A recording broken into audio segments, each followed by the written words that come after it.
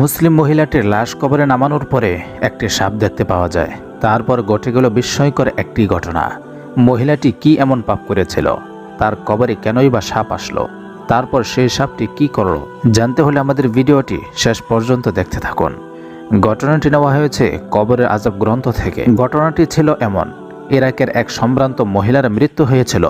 মহিলার লাশ কবরে নামানোর সাথে সাথে সাপ বেরিয়ে আসার ঘটনাটি ঘটে আজ থেকে প্রায় 25 থেকে 30 বছর পূর্বে। মহিলাটির মৃত্যুর পর মৃত মহিলাটিকে গোসল করানো, মহিলাটির জানাজা এবং কবরে নিয়ে যাওয়া পর্যন্ত সবকিছু স্বাভাবিক ছিল। কবরের পাশে লাশ নিয়ে যাওয়া পর্যন্ত কোনো রকম সমস্যা হয়নি। জানাজা শেষ হওয়ার পর উক্ত মহিলার জন্য একটি কবর খনন করা হয়। কবর খনন করা শেষ হওয়ার পরে উক্ত মহিলার লাশ কবরের পাশে নিয়ে আসা হয়। মহিলার লাশটি কবরের পাশে নিয়ে আসার পর দেখা যায় কবরের ভেতরে একটি অদ্ভুত রকমের বিষাক্ত ও ভয়াবহ সাপ রয়েছে। কবরের সেই বিষাক্ত সাপ দেখতে অত্যন্ত ভয়ঙ্কর ছিল, যা দেখে সবাই ভয় পেয়ে যায়। সাপটিকে তাড়ানোর জন্য সবাই অনেক চেষ্টা করল, কিন্তু কিছুতে সাপটিকে তাড়ানো গেল না। গ্রামের সকল লোক জানাজায় উপস্থিত। লোকজন অন্য কোনো উপায় না পেয়ে কবরের পাশে অন্য আরেকটি কবর খনন করতে শুরু করে দিল। দ্বিতীয় কবরে লাশ নামানোর পূর্ব পর্যন্ত কোনো সাপ, প্রাণীরা, অন্য কোনো জন্তু কোনো কিছুই ছিল না। কিন্তু লাশ নামানোর পূর্ব মুহূর্তে আবার দেখা গেল আগের কবরের মতো এই কবরে বিষাক্ত সাপ বসে আছে। এরপর প্রথম ও দ্বিতীয় কবরের পাশে তৃতীয় কবর খনন করা শুরু হলো, কিন্তু সেখানে পূর্বের মতো আরেকটি সাপ বসেছিল। ঘটনাটি যারা নিজের চোখে দেখেছিল তারা বলেছিল যে এভাবে 10টি কবর খনন করা হয়েছিল, কিন্তু প্রথম কবরের মতো প্রতিটা কবরই কোথা থেকে যেন সাপ চলে আসতো। অবশেষে এলাকাবাসী উৎসাহী ও বাধ্য হয়ে এই ঘটনার আসল রহস্য কি জানতে একজন বিখ্যাত আলেমের নিকট গেল। পুরো ঘটনা শোনালে আলেম ব্যক্তি বললেন, আপনারা এই লাশের জন্য যতই কবর খনন করেন না কেন, প্রতিবারই তার কবরে সাপ চলে আসবে। তাই উক্ত মহিলার লাশের জন্য প্রথম যে কবর খনন করা হয়েছিল সেটাতেই তাকে দাফন করা হোক। আলেম বা হুজুরের কথা মতো যখন লাশটিকে খাটিয়া থেকে কবরের মাটিতে শোয়ানো হলো, তখন সাপটি শান্ত হয়ে লাশের জন্য এক পাশে জায়গা করে দিল। ইরাকের সুন্দরী মহিলার লাশটি কবরে রেখে মানুষ কবর থেকে উঠে যাওয়ার পর সাপটি লাশের মুখের কাপড় খুলে জিহ্বা পেঁচিয়ে ধরল।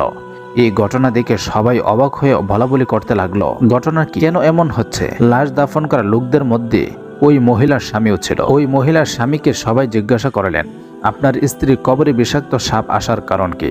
আপনি কি কিছুই জানেন না? উপস্থিত লোকের সকল প্রশ্নের উত্তরে মহিলাটির স্বামী চোখের পানি ছেড়ে দিয়ে বলতে লাগলেন, আমার স্ত্রী আমার সাথে কখনোই ভালো আচরণ করত না। আমাদের দীর্ঘ 35 বছরের দাম্পত্য জীবনে আমার স্ত্রী আমার সাথে অনেকটা গোলাম এবং মনিবের মতো আচরণ করেছে।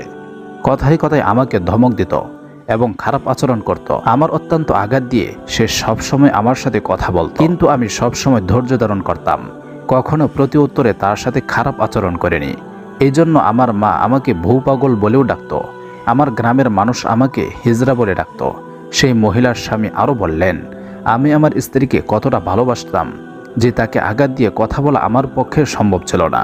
তাই আমি তার কটু কথা হজম করতাম, কিন্তু আমার এদি কষ্ট হতো। কথাগুলো বলেই সেই মহিলার স্বামী চোখ দিয়ে পানি ছেড়ে দিলেন এবং বলতে থাকেন, আমি তো কখনো মুখ দিয়ে বদদুয়া দেইনি, তাহলে তার সাথে কেন এমন হচ্ছে?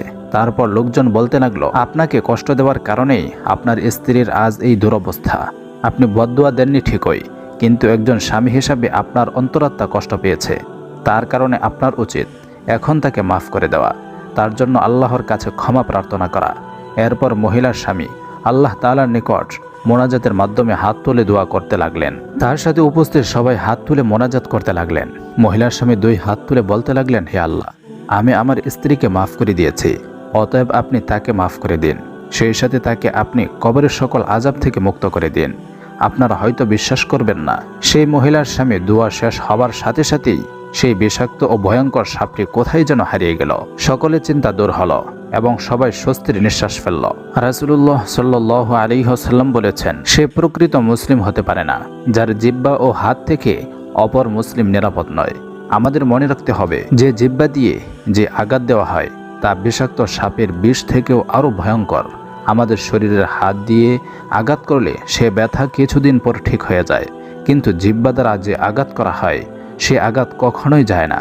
জিহ্বার আঘাত মৃত্যু পর্যন্ত মানুষের অন্তরে থেকে যায়। তাই কাউকে কষ্ট দিয়ে থাকলে তাড়াতাড়ি ক্ষমা চেয়ে নিন।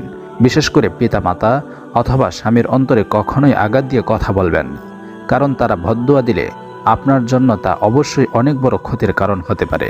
ভিডিওটি অবশ্যই শেয়ার করবেন যাতে সকল মুসলিম মা বোন দেখতে পারে এবং কবরে আযাব থেকে বাঁচতে পারে।